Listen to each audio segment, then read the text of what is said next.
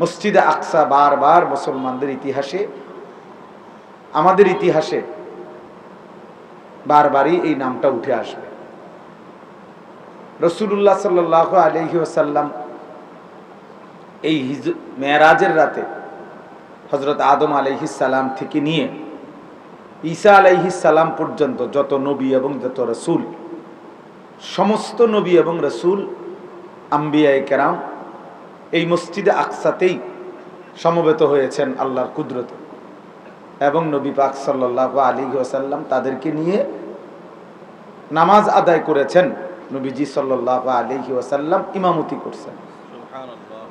তাহলে ১.৫ লক্ষ নবী রাসূলের, মানে এক কথাই হলো আদম আলাইহিস সালাম থেকে নিয়ে আমাদের আখিরি নবী সাল্লাল্লাহু আলাইহি ওয়াসাল্লাম পর্যন্ত সমস্ত নবী এবং রাসূল একসাথে একযোগে একই সময় কদম পড়ছে যেই জমিনে, যেই মসজিদে, সেটা মসজিদে আকসা।